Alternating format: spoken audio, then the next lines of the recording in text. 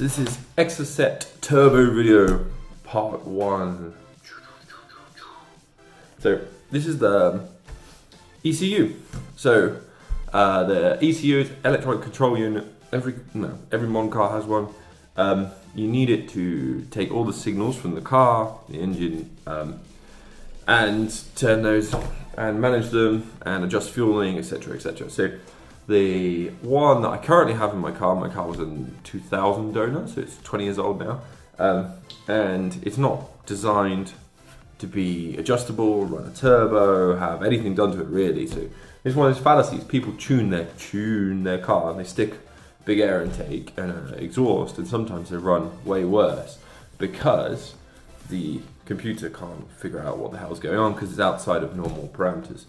So if you have a MX-5 or an MX-5 or a Miata based kit car, there's a few different options with ECU. The two main ones seem to be, number one is the Mega Squirt.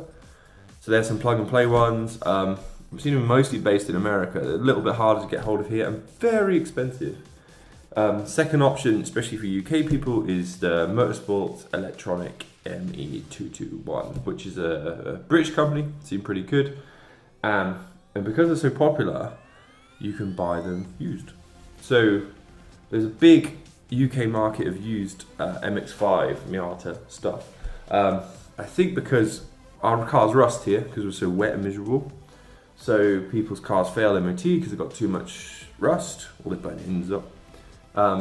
So they scrap them and then pull all the turbo stuff off and sell it on Facebook or eBay or forums or whatever. So I got this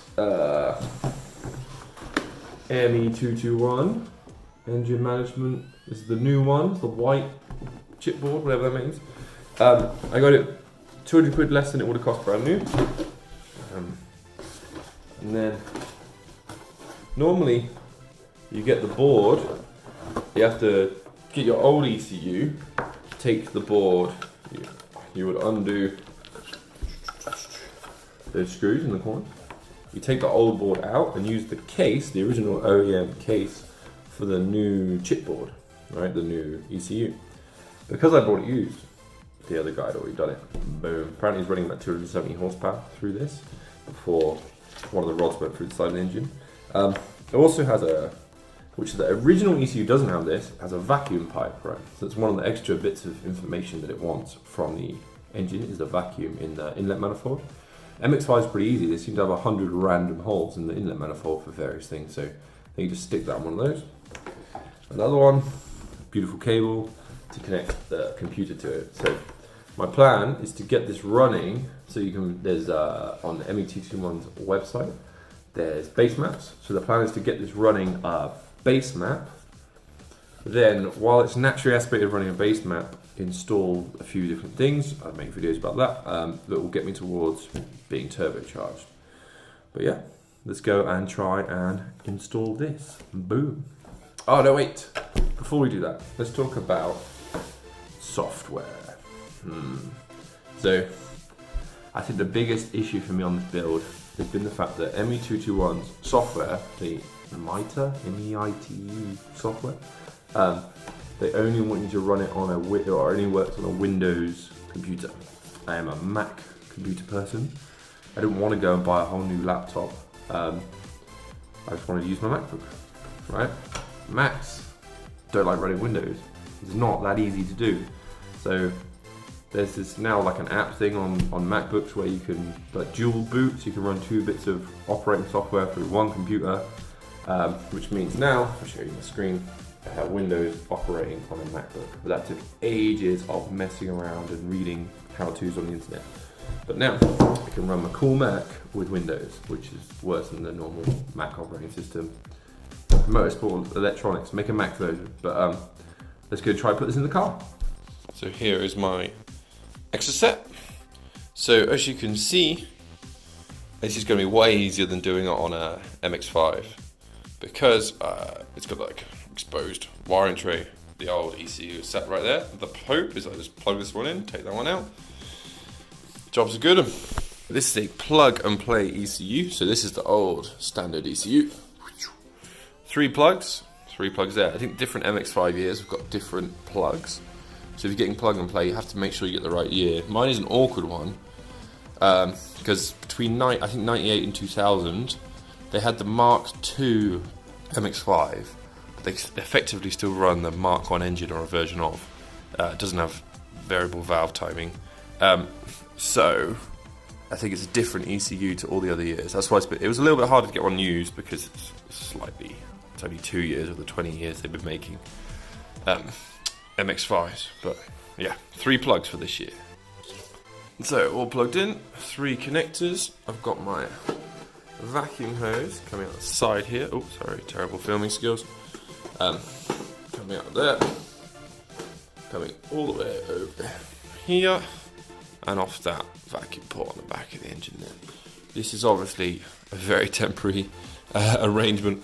I will run this, have some rubber grommets. I'm also in the middle of doing some wiring stuff here, so it all looks a bit of a mess, but this will, once it's all working, it'll all be tidied up and sorted out. Let's try and turn this on. So, got it all connected up. Ignition on. ME221 plugged in. Connected. Oh, it's all very exciting.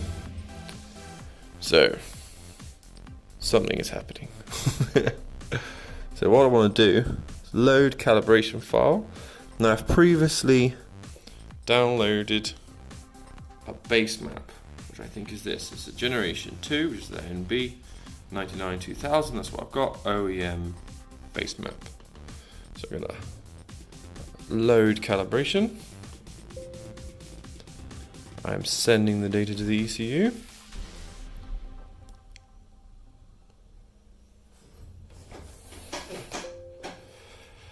Calibration loaded successfully.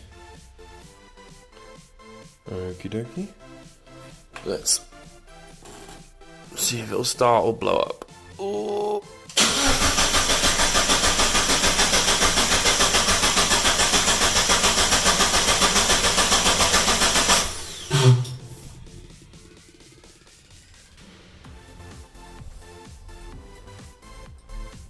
Wow, that's not good. So my last video was me trying to start the car, and I had a few issues, and evidently it's my fault. I set it up wrong. So I messaged ME221, the Motorsport Electronics, and they were absolutely brilliant. Can't recommend them enough.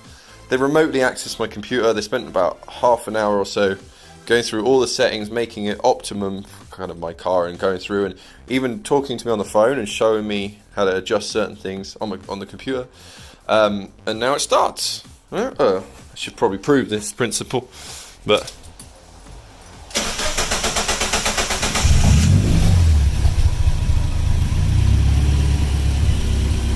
look at that, running on the ME221. So that's the ECU installed. I start every video, every time, if you watch the whole video, I say so at the start of every video clip. I apologise, I'm going to get better at it. Yeah, car's running well now. Apparently, one of the map settings, I changed it.